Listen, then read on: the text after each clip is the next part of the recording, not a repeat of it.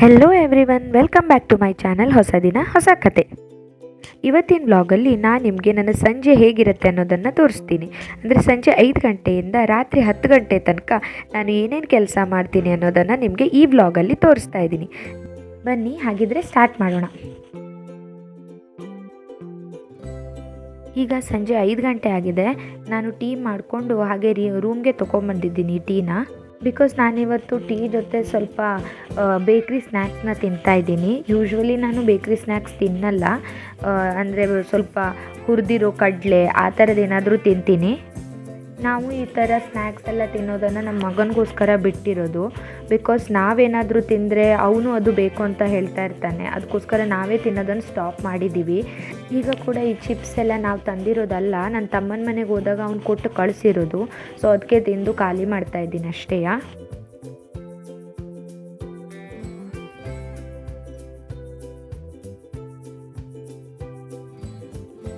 ನಾವು ನಮ್ಮ ಮಗನಿಗೆ ಯಾವುದೇ ಥರದ ಆಯಿಲಿ ಸ್ನ್ಯಾಕ್ಸ್ ಆಗಲಿ, ಪ್ಯಾಕೆಟ್ ಫುಡ್ಸ್ ಆಗಲಿ, ಚಾಕ್ಲೇಟ್, ಬಿಸ್ಕಿಟ್ಸ್ ಅಥವಾ ಯಾವುದೇ ಬೇಕ್ರಿ ತಿಂಡಿ ಆಗಲಿ, ಮನೇಲಿ ಮಾಡಿರೋ ಡೀಪ್ ಫ್ರೈಡ್ ಆಯಿಲಿ ಫುಡ್ ಆದರೂ ಕೊಡೋದಿಲ್ಲ ಅವನಿಗೆ. ಯಾಕಂದರೆ ಅವ್ನು ತುಂಬ ಚಿಕ್ಕವನು, ಮತ್ತು ಅದು ಈ ಏಜಲ್ಲಿ ಅದನ್ನು ತಿಂದು ಟೇಸ್ಟ್ ಬಡ್ಸ್ ಅದೇ ಥರ ಬೆಳೆದುಬಿಟ್ರೆ ಮತ್ತು ದೊಡ್ಡ ಆದಮೇಲೆ ಕಂಟ್ರೋಲ್ ಮಾಡೋದು ತುಂಬಾ ಕಷ್ಟ ಆಗುತ್ತೆ. ಸೊ ನಾವು ಅದನ್ನು ಯಾವುದನ್ನು ಅವನಿಗೆ ತಿನ್ನೋದಕ್ಕೆ ಬಿಟ್ಟಿಲ್ಲ. ನಾವು ಕೂಡ ಮುಂಚೆ ತಂದು ತಿಂತಿದ್ವಿ ಅವನೆದ್ರಿಗೆಯ. ಬಟ್ ಅವನಿಗೆ ಸ್ವಲ್ಪ ಬುದ್ಧಿ ಬಂದಾಗಿಂದ ಅವನೇನು ಮಾಡ್ತಾನಂದರೆ ನಾವು ತಿನ್ನೋದನ್ನು ನೋಡಿಬಿಟ್ಟು ನನಗೂ ಕೊಡು ಅಂತ ಹೇಳ್ತಾನೆ. ಅದಕ್ಕೋಸ್ಕರ ನಾವೇ ಅದನ್ನು ತಿನ್ನೋದನ್ನು ಸ್ಟಾಪ್ ಮಾಡಿಬಿಟ್ಟಿದ್ದೀವಿ.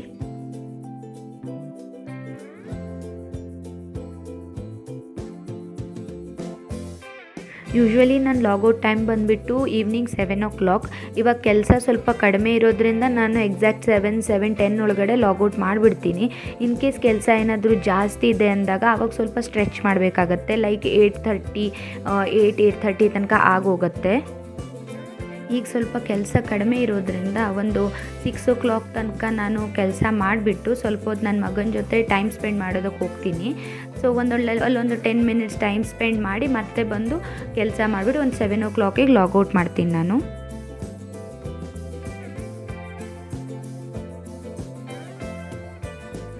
ಈಗ ಸಂಜೆ 6 o'clock ಆಗಿದೆ. ಅದಕ್ಕೆ ನಾನು ಸ್ವಲ್ಪ ಹೊತ್ತು ಇವನ ಜೊತೆ ಟೈಮ್ ಸ್ಪೆಂಡ್ ಮಾಡೋಣ ಅಂತ ಬಂದಿದ್ದೀನಿ. ಒಂದು 10 minutes ಅವನ ಜೊತೆ ಹಾಗೆ ಆಟ ಆಡಿಕೊಂಡು ಆಮೇಲೆ ಅವ್ನು ಕೆಳಗಡೆ ವಾಕಿಂಗಿಗೆ ಹೋಗ್ತಾನೆ ಅಜ್ಜಿ ಜೊತೆ. ಸೊ ಹಾಗೆ ನಾನು ಇನ್ನೊಂದು ಸ್ವಲ್ಪ ಹೊತ್ತು ನನ್ನ ವರ್ಕ್ನ ಮುಗಿಸ್ಕೊಂಡು ಲಾಗೌಟ್ ಮಾಡ್ತೀನಿ. ಅಲ್ಲಿ ತನಕ 7 o'clock ಆಗುತ್ತೆ. ನನ್ನ ಮಗುಗೆ ಸಂಜೆ ತಿನ್ನೋದಕ್ಕೆ ನಾವು ದೋಸೆ ಮಾಡ್ತೀವಿ. ಲೈಕ್ ಬಾಳೆಹಣ್ಣೆಲ್ಲ ಹಾಕಿ, ರಾಗಿ ಹಿಟ್ಟು, ಆಮೇಲೆ ನಾನೊಂದು ಸ್ವಲ್ಪ ಡ್ರೈ ಫ್ರೂಟ್ಸು ಮತ್ತು ಓಟ್ಸ್ ಅದೆಲ್ಲ ಹಾಕಿ ಮಿಕ್ಸಿಲಿ ಹಾಕಿ ಪೌಡ್ರ್ ಮಾಡಿಟ್ಟಿದ್ದೀನಿ. ಸೊ ಆ ಪೌಡ್ರನ್ನ ಮಿಕ್ಸ್ ಮಾಡಿ ಒಂದು ದೋಸೆ ಮಾಡಿಕೊಡ್ತೀನಿ. ಇಲ್ಲ ಅಂದರೆ ಬೆಳಗ್ಗೆ ಮಾಡಿರೋಂಥ ತಿಂಡಿ ಏನಿರುತ್ತಲ್ವ ಅದನ್ನು ಅವನಿಗೆ ಸ್ನ್ಯಾಕ್ಸ್ ಥರ ಕೊಡ್ತೀನಿ. ಲೈಕ್ ಚಪಾತಿ ಮಾಡಿದರೆ ಅದು ಒಂದು ಚಪಾತಿ ಎಕ್ಸ್ಟ್ರಾ ಇಟ್ಟಿರ್ತೀನಿ. ಇಲ್ಲ ಅಂದರೆ ಅವಲಕ್ಕಿ ಮಾಡ್ತೀವಿ ಒಗ್ಗರಣೆ ಹಾಕಿ. ಇಲ್ಲ ಅಂದರೆ ಬೆಳಗ್ಗೆ ದೋಸೆ ಕೂಡ ಕೊಡ್ತೀವಿ. ಅದ್ರ ಜೊತೆ ಅವನಿಗೆ ಸ್ವಲ್ಪ ಹಾಲನ್ನ ಕೊಡ್ತೀವಿ. ಸೊ ಅಷ್ಟು ಸಾಕಾಗತ್ತೆ ಅವನಿಗೆ ಈವ್ನಿಂಗ್ ಸ್ನ್ಯಾಕ್ಸಲ್ಲಿ. ನಾವು ಲಾಸ್ಟ್ ವೀಕ್ ನನ್ನ ತಮ್ಮನ ಮನೆಗೆ ಹೋಗಿದ್ವಿ. ಸೊ ಅಲ್ಲಿ ನೀರು ಮತ್ತು ಇಲ್ಲಿ ನೀರಿಂದ ಅವನಿಗೆ ಕೋಲ್ಡ್ ಸ್ಟಾರ್ಟ್ ಆಗಿಬಿಟ್ಟಿದೆ. ಅದಕ್ಕೆ ಸ್ವಲ್ಪ ಮೂಗನ್ನ ಒರೆಸು ಅಂತ ಹೇಳ್ಕೊಂಡು ನನಗೆ ಕರ್ಚೀಫ್ ತಂದು ಕೊಡ್ತಿದ್ದಾನೆ ಅವನಿಲ್ಲಿ.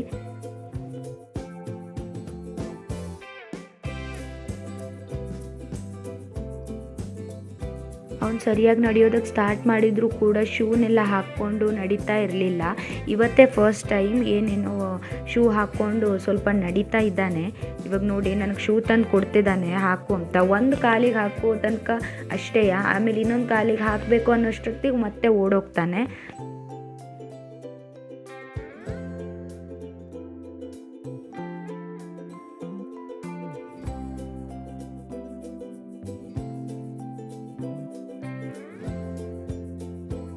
ಡೈಲಿ ಈವ್ನಿಂಗ್ ಅಜ್ಜಿ ಅವನಿಗೆ ಸ್ವಲ್ಪ ಹೊತ್ತು ಕೆಳಗಡೆ ಆಟ ಆಡೋಕ್ಕೆ ಕರ್ಕೊಂಡು ಹೋಗ್ತಾರೆ. ಅಂದರೆ ಅವ್ನು ಜಾಸ್ತಿ ಏನು ಆಟ ಆಡಲ್ಲ. ಎದುರಿಗೆಲ್ಲ ರೋಡ್ ಮೇಲೆಲ್ಲ ಮಕ್ಕಳು ಕ್ರಿಕೆಟ್ ಎಲ್ಲ ಆಟ ಆಡ್ತಿರ್ತಾರೆ, ಅದನ್ನು ನೋಡಿಕೊಂಡು ಬರ್ತಾನೆ ಸ್ವಲ್ಪ ಹೊತ್ತು.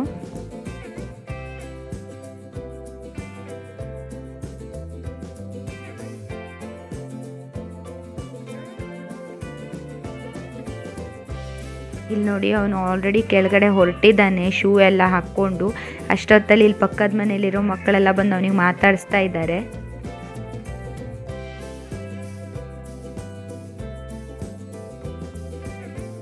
ಇವಾಗಿನ್ನೂ ಹಾಫ್ ಆನ್ ಅವರ್ ಇದೆ. ಈಗ ಆಲ್ಮೋಸ್ಟ್ 6:30 ಆಗಿದೆ. ಸೊ ಇನ್ನು ಹಾಫ್ ಆನ್ ಅವರ್ ನಾನು ಕೆಲಸ ಮಾಡಿಬಿಟ್ಟು ಆಮೇಲೆ ಹಾಗೆ ಲಾಗೌಟ್ ಮಾಡಿಬಿಡ್ತೀನಿ.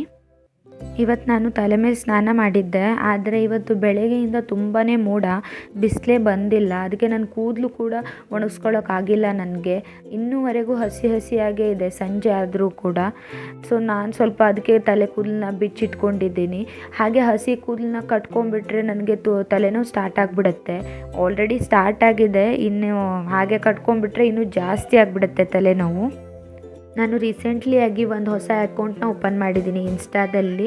ಸೊ ಸ್ವಲ್ಪ ಮಗುಗೆ ರಿಲೇಟೆಡ್, ಫುಡ್ ರಿಲೇಟೆಡ್ ಆ ಥರ ರೀಲ್ಸ್ ಏನಾದರೂ ಅಪ್ಲೋಡ್ ಮಾಡೋದಕ್ಕೆ. ಸೊ ಅದಕ್ಕೆ ಮತ್ತು ಯೂಟ್ಯೂಬ್ಗೆ ಬೇಕಾಗಿರುವಂಥ ಏನಾದರೂ ಐಡಿಯಾಸ್ ಏನಾದರೂ ಬಂದರೆ ನಾನು ಈ ಥರ ಫ್ರೀ ಟೈಮಲ್ಲಿ ಸ್ವಲ್ಪ ನೋಟ್ ಡೌನ್ ಮಾಡಿಟ್ಕೊತೀನಿ. ಬಿಕಾಸ್ ಒಂದೇ ಸರಿ ನಾವು ವಿಡಿಯೋ ಮಾಡಬೇಕು ಅಂದಾಗ ಅದು ಇನ್ಸ್ಟೆಂಟಾಗಿ ನಮಗೆ ಹೊಳೆಯಲ್ಲ, ಏನು ಮಾಡಬೇಕು ವಿಡಿಯೋ ಅಂದ್ಕೊಂಡು. ಸೊ ಈ ಥರ ಟೈಮ್ ಇದ್ದಾಗ ಅಥವಾ ನಮ್ಗೆ ಏನಾದರೂ ಐಡಿಯಾ ಬಂದಾಗ ಬರೆದಿಟ್ಕೊಂಡ್ಬಿಟ್ರೆ ಆ ಪ್ಲ್ಯಾನ್ನ ನಾವು ಈಸಿಯಾಗಿ ವಿಡಿಯೋ ಬೇಕಾದಾಗ ಮಾಡ್ಕೋಬೋದು, ಚೆನ್ನಾಗಿ ಎಕ್ಸಿಕ್ಯೂಟ್ ಮಾಡ್ಕೋಬೋದು. ಸೊ ಅದಕ್ಕೆ ಎಲ್ಲದನ್ನು ನಾನಿಲ್ಲಿ ನೋಟ್ ಡೌನ್ ಮಾಡ್ಕೊಂಡು ಇಟ್ಕೊತಾ ಇದ್ದೀನಿ.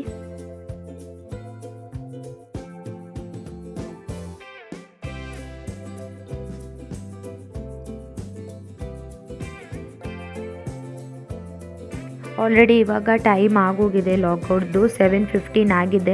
ಅದಕ್ಕೆ ನಾನಿಲ್ಲಿ ಲಾಗೌಟ್ ಮಾಡ್ತಾಯಿದ್ದೀನಿ. ಸೊ ಲಾಗೌಟ್ ಮಾಡೋಕ್ಕಿಂತ ಮುಂಚೆ ನಾನು ಬೆಳಗ್ಗೆಯಿಂದ ಏನೇನು ಕೆಲಸ ಮಾಡಿದ್ದೀನಿ ಅನ್ನೋದನ್ನು ಅಪ್ಡೇಟ್ನ ನಾನು ಟೀಮ್ ಲೀಡ್ಗೆ ಕೊಡಬೇಕಾಗತ್ತೆ. ಸೊ ಅದನ್ನು ಕೊಟ್ಟು ನಾನು ಲಾಗೌಟ್ ಮಾಡ್ತಾಯಿದ್ದೀನಿ. ಇಲ್ಲಿ ನೋಡಿ, ಆಲ್ರೆಡಿ ನನ್ನ ಮಗ ಮತ್ತು ಅಜ್ಜಿ ವಾಕಿಂಗ್ ಹೋಗಿ ಬಂದಿದ್ದಾರೆ. ಇಲ್ಲಿ ಶೂನ ಬಿಚ್ತಾ ಇದ್ದಾನೆ ಇವನು ನಿಧಾನವಾಗಿ. ನಾವು ಡೈಲಿ ಸ್ವಲ್ಪ ಹೊತ್ತು ಸಂಜೆ ಟಿ ವಿನ ಹಚ್ತೀವಿ, ಸ್ವಲ್ಪ ಕನ್ನಡ ಸೀರಿಯಲ್ಸ್ನ ನೋಡೋದಕ್ಕೆ. ನಾನು ಸೀರಿಯಲ್ ನೋಡ್ತಾ ಪ್ಯಾರಲಲ್ಲಿ ಸ್ವಲ್ಪ ಹೊತ್ತು ಮಗು ಜೊತೆ ಆಟ ಆಡೋದು, ಹಾಗೆ ಸ್ವಲ್ಪ ಅಡುಗೆ ಮಾಡೋದು, ನೈಟ್ ಬೇಕಾಗಿರೋದು ಅದನ್ನೆಲ್ಲ ಮಾಡ್ತೀನಿ. ಸೊ ಇವಾಗ ಆಲ್ಮೋಸ್ಟ್ 7:30 ಆಗಿದೆ. 8:15, 8:30 ಅಷ್ಟೊತ್ತಿಗೆ ನಾನು ನೈಟ್ ಬೇಕಾಗಿರೋ ಡಿನ್ನರ್ ಪ್ರಿಪ್ರೇಷನ್ನ ಮಾಡೋದಕ್ಕೆ ಹೋಗ್ತೀನಿ. ಅಲ್ಲಿ ತನಕ ನನ್ನ ಮಗನ ಜೊತೆ ಆದಷ್ಟು ನಾನು ಟೈಮ್ ಸ್ಪೆಂಡ್ ಮಾಡೋದಕ್ಕೆ ಟ್ರೈ ಮಾಡ್ತೀನಿ. ಬಿಕಾಸ್ ಬೆಳಗ್ಗೆಯಿಂದ ನನಗೆ ನನ್ನ ಮಗನ ಜೊತೆ ಒಂದು ಸ್ವಲ್ಪನೂ ಟೈಮ್ ಸ್ಪೆಂಡ್ ಮಾಡೋದಕ್ಕಾಗೋದಿಲ್ಲ.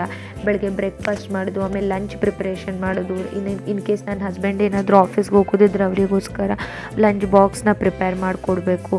ಸೊ ಅದನ್ನೆಲ್ಲ ಮಾಡಿ ಅಲ್ಲಿ ತನಕ ನನ್ನ ಆಫೀಸ್ ವರ್ಕ್ಗೆ ಟೈಮ್ ಆಗಿರುತ್ತೆ. ಸೊ ಲಾಗಿನ್ ಮಾಡಿ ನನ್ನ ಕೆಲಸನ ಮಾಡ್ಕೊತೀನಿ. ಅದಕ್ಕೆ ಬೆಳಗ್ಗೆ ನನಗೆ ಟೈಮ್ ಸಿಗೋದಿಲ್ಲ ಮಗನ ಜೊತೆ ಆಟ ಆಡೋದಕ್ಕಾಗಲಿ ಏನೇ ಟೈಮ್ ಸ್ಪೆಂಡ್ ಮಾಡೋದಕ್ಕೆ. ಸೊ ಸಂಜೆ ನಾನು ಸ್ವಲ್ಪ ಹೊತ್ತು ಅವನ ಜೊತೆ ಟೈಮ್ ಸ್ಪೆಂಡ್ ಮಾಡಿ ಆಮೇಲೆ ಮಿಕ್ಕಿರೋ ಏನಾದರೂ ಕೆಲಸ ಇದ್ದರೆ ಮಾಡ್ಕೊತೀನಿ. ಡೈಲಿ ನಾನು ಆಫೀಸ್ ವರ್ಕ್ ಮಾಡೋದಕ್ಕೆ ಡೋರ್ನ ಲಾಕ್ ಮಾಡ್ಕೊಂಡು ರೂಮಲ್ಲಿ ಕುತ್ಕೊತೀನಿ. ಇನ್ ಕೇಸ್ ನಾನು ಡೋರ್ ಏನಾದರೂ ಲಾಕ್ ಮಾಡಿಲ್ಲ ಅಂದರೆ ಅವ್ನು ಬಂದುಬಿಟ್ಟು ನನ್ನ ಲ್ಯಾಪ್ಟಾಪ್ನ ಎಳೆಯೋದು, ಕೀಬೋರ್ಡ್ನ ಪ್ರೆಸ್ ಮಾಡೋದು ಆ ಥರ ಮಾಡ್ತಾನೆ.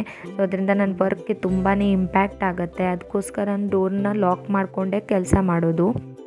ನನ್ನ ಮಗ ಆಗಾಗ ಬಂದು ನನ್ನ ನೆನಪಾದಾಗ ಡೋರ್ನ ನಾಕ್ ಮಾಡೋದು, ಅಳೋದು ಎಲ್ಲ ಮಾಡ್ತಿರ್ತಾನೆ. ಆವಾಗ ನಾನು ಸ್ವಲ್ಪ ಹೊತ್ತಿಗೋಸ್ಕರ ಅವನ ಜೊತೆ ಆಟ ಆಡಿಕೊಂಡು ಇಲ್ಲಾಂದರೆ ಒಂದು 5 ಮಿನಿಟ್ಸ್ ಅವನ ಜೊತೆ ಇದ್ಬಿಟ್ಟು ಬರ್ತೀನಿ ಮತ್ತೆ ವರ್ಕ್ ಮಾಡೋದಕ್ಕೆ. ಆದರೆ ಅವನ ಜೊತೆ ಅಷ್ಟು ಜಾಸ್ತಿ ಟೈಮ್ ಸ್ಪೆಂಡ್ ಎಲ್ಲ ಮಾಡೋದಕ್ಕಾಗೋದಿಲ್ಲ. ಒಂದು 5-10 minutes middle okay. But half an hour ಎಲ್ಲ ಅವನ ಜೊತೆ ಆಟ ಆಡೋದಂದರೆ ಮಾರ್ನಿಂಗ್ ಟೈಮಲ್ಲಿ ತುಂಬಾ ಕಷ್ಟ ಇರುತ್ತೆ. ಬಿಕಾಸ್ ಮಾರ್ನಿಂಗಲ್ಲಿ ಜಾಸ್ತಿ ನನಗೆ ಮೀಟಿಂಗ್ಸೇ ಇರುತ್ತೆ. ಯಾವುದಾದ್ರು ಕಾಲ್ಸ್, ಮೀಟಿಂಗ್ಸ್ ಆ ಥರ ಇದ್ದಾಗ ಅಟೆಂಡ್ ಮಾಡಬೇಕಾಗತ್ತೆ. ಅದನ್ನು ಬಿಟ್ಟು ನಾನಿಲ್ಲಿ ಅವನ ಜೊತೆ ಕೆಲಸಕ್ಕೆ ಆಟ ಆಡೋಕ್ಕೆ ಬರೋದಂದರೆ ಕಷ್ಟ ಆಗುತ್ತೆ ಕೆಲಸದ ಟೈಮಲ್ಲಿ. ನಾನು ಒಳಗಡೆ ಕೆಲಸ ಮಾಡಬೇಕಾದ್ರೆ ಅವನು ಹೊರಗಡೆಯಿಂದ ನಾಕ್ ಮಾಡೋದು, ಅಳೋದು ಎಲ್ಲ ಮಾಡಿದಾಗ ನಂಗೆ ತುಂಬಾ ಬೇಜಾರಾಗುತ್ತೆ. ನಾನು ಆಫೀಸ್ ವರ್ಕ್ನ ಬಿಟ್ಬಿಡೋಣ ಅನಿಸ್ಬಿಡುತ್ತೆ ಕೆಲವೊಮ್ಮೆ.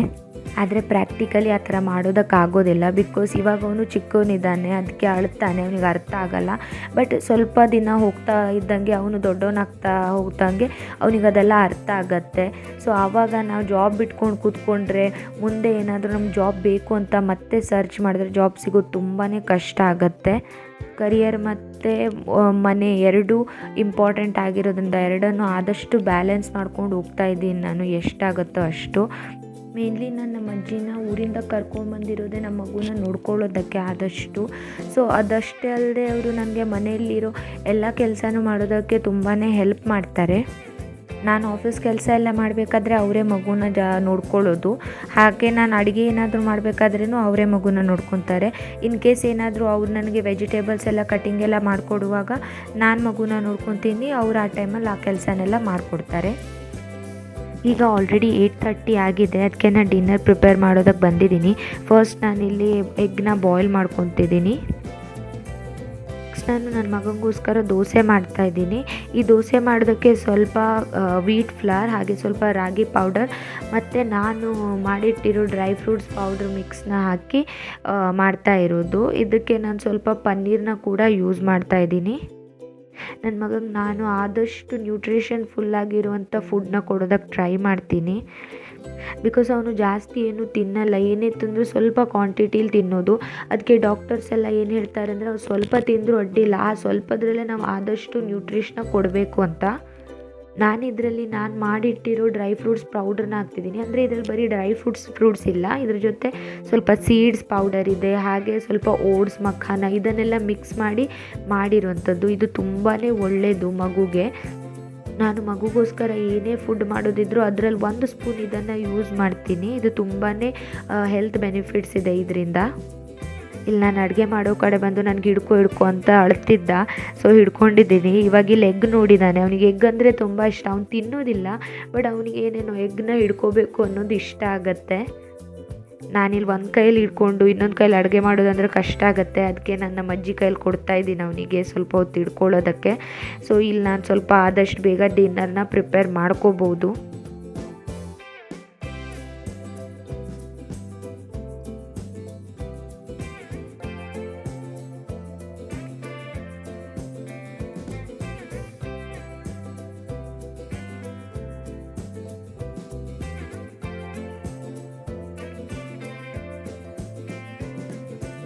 ಇಲ್ಲಿ ನಾನು ಚಿಕ್ಕದಾಗಿ 4 ದೋಸೆನ ಹಾಕಿದ್ದೀನಿ. ದೊಡ್ಡ ಮಾಡೋದಕ್ಕಿಂತ ಚಿಕ್ಕ ಮಕ್ಕಳಿಗೆ ಕ್ಯೂಟಾಗಿ ಚಿಕ್ಕ ಮಾಡಿಕೊಟ್ರೆ ಅವ್ರಿಗೆ ಏನೋ ಒಂಥರ ತಿನ್ನೋದಕ್ಕೆ ಇಂಟ್ರೆಸ್ಟ್ ಬರುತ್ತೆ, ಅದಕ್ಕೋಸ್ಕರ. ಸೊ ಈ ಥರ ದೋಸೆನ ಹಾಕ್ಬಿಟ್ಟು ಅದ್ರ ಮೇಲೆ ಸ್ವಲ್ಪ ಪನ್ನೀರನ್ನ ಹಾಕ್ತಿದ್ದೀನಿ. ಈ ಪನ್ನೀರಲ್ಲಿ ಏನಿಲ್ಲ, ಜಸ್ಟ್ ಸ್ವಲ್ಪ ಉಪ್ಪು ಹಾಗೆ ಸ್ವಲ್ಪ ಜೀರಿಗೆ ಪೌಡರ್, ಅರಿಶಿನ ಪುಡಿ ಇದನ್ನೆಲ್ಲ ಮಿಕ್ಸ್ ಮಾಡಿಬಿಟ್ಟು ಯೂಸ್ ಮಾಡ್ತಿದ್ದೀನಿ ಇಲ್ಲಿ.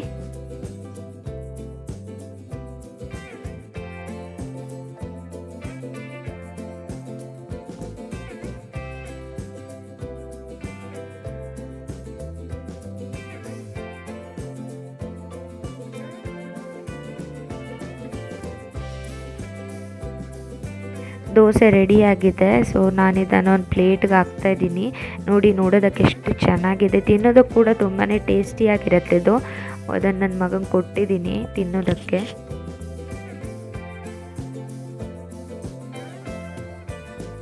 ನಾನಿಲ್ಲಿ ನಮಗೋಸ್ಕರ ರಾಗಿ ಗಂಜಿನ ಇಡ್ತಿದ್ದೀನಿ. ಸೊ ನೈಟ್ ನಾವು ಆದಷ್ಟು ಲೈಟಾಗಿರೋ ಫುಡ್ನ ತೊಗೊತೀವಿ, ತುಂಬ ಹೆವಿ ಫುಡ್ನ ತಿನ್ನೋದಿಲ್ಲ. ಸೊ ಅದಕ್ಕೋಸ್ಕರ ರಾಗಿ ಗಂಜಿ ಒಂದು ಒಳ್ಳೆ ಆಪ್ಷನ್ ನೈಟ್ ಹೊತ್ತು ಕುಡಿಯೋದಕ್ಕೆ.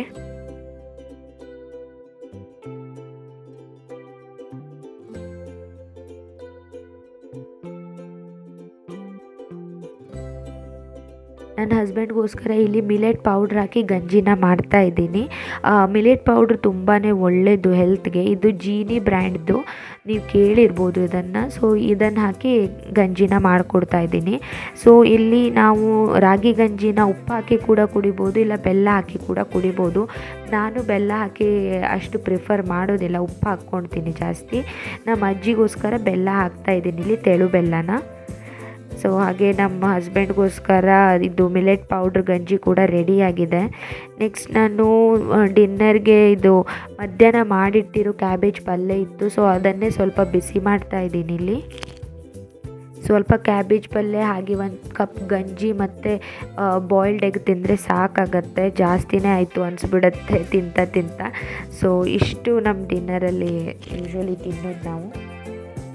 ಇಲ್ಲಿ ನಾನು ಕುಡಿಯೋ ಗಂಜಿನೇ ನನ್ನ ಮಗುಗೆ ಸ್ವಲ್ಪ ತಿನ್ನಿಸ್ತಾ ಇದ್ದೀನಿ. ಬಿಕಾಸ್ ಅವನು ಸರಿಯಾಗಿ ದೋಸೆನ ತಿಂದಿಲ್ಲ, ಒಂದು 2 ಪೀಸ್ ಅಷ್ಟೇ ತಿಂದಿದ್ದಾನೆ ದೋಸೆನ, ಜಾಸ್ತಿ ತಿಂದಿಲ್ಲ. ಅದಕ್ಕೋಸ್ಕರ ಅವನಿಗೆ ಇಲ್ಲಿ ಸ್ವಲ್ಪ ಗಂಜಿನ ಕೊಡ್ತಿದ್ದೀನಿ, ಅದರಿಂದಾಗಾದರೂ ಸ್ವಲ್ಪ ಹೊಟ್ಟೆ ಫುಲ್ ಇರಲಿ ಅಂತ. ಬಿಕಾಸ್ 2-3 ಡೇಸಿಂದ ಅವನಿಗೆ ಕೋಲ್ಡ್ ಆಗಿರೋದ್ರಿಂದನೂ ಸರಿಯಾಗಿ ಏನೂ ತಿಂತಾ ಇಲ್ಲ. ಅದಕ್ಕೆ ಸ್ವಲ್ಪ ಇಲ್ಲಿ ನಾನು ಬಿಸಿ ರಾಗಿ ಗಂಜಿನ ಕೊಡ್ತಾಯಿದ್ದೀನಿ ಅವನಿಗೆ. ಡೈಲಿ ಮಧ್ಯಾಹ್ನ ನಾವು ನನ್ನ ಮಗನಿಗೆ ರೈಸ್ನೇ ಊಟ ಮಾಡಿಸೋದು. ಸೊ ನೈಟ್ ನಾನು ರೈಸ್ನ ಪ್ರಿಫರ್ ಮಾಡೋದಿಲ್ಲ, ಬಿಕಾಸ್ ಅವನಿಗೆ ರೈಸ್ ಕೂಡ ಅಷ್ಟು ಇಷ್ಟ ಆಗೋದಿಲ್ಲ. ಅದಕ್ಕೆ ನಾನು ನೈಟ್ ಅಟ್ಲೀಸ್ಟ್ ಏನಾದರೂ ಡಿಫ್ರೆಂಟಾಗಿ ಪ್ರೋಟೀನ್ ರಿಚ್, ಐರನ್ ರಿಚ್ ಆಗಿ ಫುಡ್ನ ಮಾಡ್ಕೊಡೋದಕ್ಕೆ ನೋಡ್ತೀನಿ.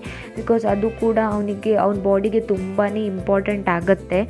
ಬರೀ ರೈಸ್ ಕೊಡೋದ್ರಿಂದ ಏನೂ ಯೂಸ್ ಇಲ್ಲ, ಅದ್ರಲ್ಲಿ ಬರೀ ಕಾರ್ಬ್ಸ್ ಅಷ್ಟೇ ಇರೋದು ಮತ್ತೇನೂ ಇಲ್ಲ. ಅದಕ್ಕೆ ಇನ್ನೇನಾದರೂ ಡಿಫ್ರೆಂಟಾಗಿ ಮಾಡಿಕೊಡೋಣ ಅಂದ್ಕೊಂಡು ನ್ಯೂಟ್ರಿಷನ್ ಫುಲ್ ಇರೋದನ್ನು ಮಾಡಿಕೊಡ್ತೀನಿ ನಾನು, ಎಷ್ಟೇ ಕಷ್ಟ ಆದರೂ ಕೂಡ. ಆದರೆ ಅವನು ಅದನ್ನು ಕೆಲವೊಮ್ಮೆ ತಿಂತಾನೆ, ಕೆಲವೊಮ್ಮೆ ತಿನ್ನಲ್ಲ, ಏನೂ ಮಾಡೋದಕ್ಕಾಗೋದಿಲ್ಲ.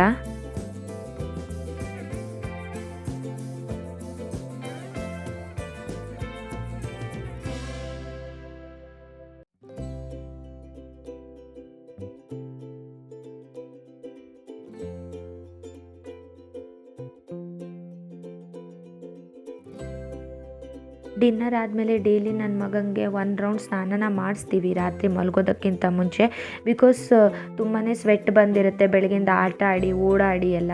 ಅದಕ್ಕೋಸ್ಕರ ಒಂದು ಸರಿ ಸ್ನಾನ ಮಾಡಿಸಿದ್ರೆ ಕಂಪ್ಲೀಟ್ ಫ್ರೆಶ್ ಆಗ್ತಾನೆ. ಮತ್ತು ಹಾಗೆ ಡಾಕ್ಟರ್ ಕೂಡ ಸಜೆಸ್ಟ್ ಮಾಡ್ತಾರೆ ನೈಟ್ ಸ್ನಾನ ಮಾಡಿಸೋದ್ರಿಂದ ಚೆನ್ನಾಗಿ ನಿದ್ದೆ ಬರುತ್ತೆ ಅಂತ. ಸೊ ಅದಕ್ಕೆ ನಾವು ಡೈಲಿ ನೈಟ್ ಸ್ನಾನ ಮಾಡಿಸ್ತೀವಿ ಅವನಿಗೆ.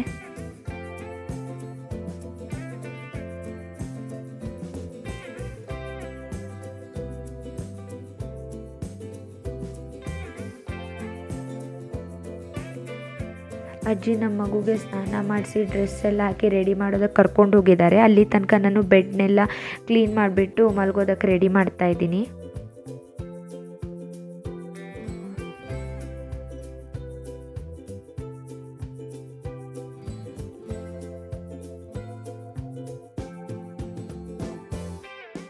ಇಲ್ಲಿ ಬೆಡ್ ಮೇಲ್ಗಡೆ ನಾನು ಮತ್ತು ನನ್ನ ಮಗ ಅಷ್ಟೇ ಮಲ್ಕೊತೀವಿ. ನನ್ನ ಹಸ್ಬೆಂಡ್ ಮೇಲ್ಗಡೆ ಮಲ್ಕೊಳ್ಳೋದಿಲ್ಲ. ಬಿಕಾಸ್ 3 ಜನ ಮಲ್ಕೊಂಡ್ರೆ ಅಷ್ಟು ಕಂಫರ್ಟೇಬಲಾಗಿ ಮಲ್ಗೋದಕ್ಕಾಗೋದಿಲ್ಲ, ತುಂಬಾ ಕಷ್ಟ ಆಗುತ್ತೆ. ಬಿಕಾಸ್ ನನ್ನ ಮಗ ಒಂದು ಜಾಗದಲ್ಲಿ ಕರೆಕ್ಟಾಗಿ ಮಲ್ಕೊಳ್ಳಲ್ಲ, ಬರೀ ಉರುಳ್ತಾ ಇರ್ತಾನೆ. ಅದಕ್ಕೋಸ್ಕರ ನಮಗೆ ಕಂಫರ್ಟೇಬಲ್ ಆಗೋದಿಲ್ಲ ಅದು 3 ಜನ ಮಲ್ಕೊಳ್ಳೋದು. ಸೊ ನಾವಿಬ್ಬರೇ ಮೇಲ್ಗಡೆ ಮಲ್ಕೊತೀವಿ, ಹಾಗೆ ನನ್ನ ಹಸ್ಬೆಂಡ್ ಕೆಳಗಡೆ ಮಲ್ಕೊತಾರೆ.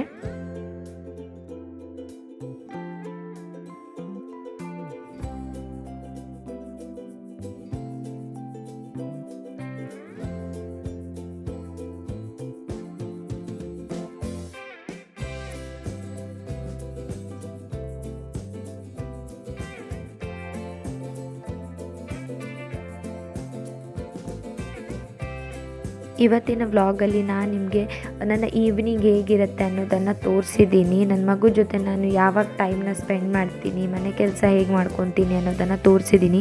ನನ್ನ ಈ ವ್ಲಾಗ್ ನಿಮಗೆ ಹೇಗೆ ಅನಿಸಿದೆ ಅನ್ನೋದನ್ನು ಕಮೆಂಟಲ್ಲಿ ಹೇಳಿ. ಹಾಗೆ ನಾನು ಈ ವ್ಲಾಗಲ್ಲಿ ಆದಷ್ಟು ಡಿಫ್ರೆಂಟಾಗಿ ಏನಾದರೂ ಮಾತಾಡೋದಕ್ಕೆ ಟ್ರೈ ಮಾಡಿದ್ದೀನಿ. ಸೊ ನಿಮಗೆ ಈ ಥರ ನಾನು ಮಾತಾಡೋದು ಹೇಗೆ ಅನಿಸಿದೆ ಅನ್ನೋದನ್ನು ಅದು ಕೂಡ ಕಮೆಂಟಲ್ಲಿ ತಿಳಿಸಿ. ನನ್ನ ಈ ವ್ಲಾಗ್ ನಿಮಗೆ ಇಷ್ಟ ಆಗಿದ್ದರೆ ಲೈಕ್ ಮಾಡಿ ಮತ್ತು ನಿಮ್ಮ ಫ್ರೆಂಡ್ಸ್ ಫ್ಯಾಮಿಲಿ ಜೊತೆ ಶೇರ್ ಮಾಡಿ. ನೀವಿನ್ನೂ ನನ್ನ ಚಾನಲ್ನ ಸಬ್ಸ್ಕ್ರೈಬ್ ಮಾಡಿಲ್ಲ ಅಂದರೆ ಈಗಲೇ ಹೋಗಿ ನನ್ನ ಚಾನಲ್ನ ಸಬ್ಸ್ಕ್ರೈಬ್ ಮಾಡಿ. Thank you so much. Keep watching. Bye bye.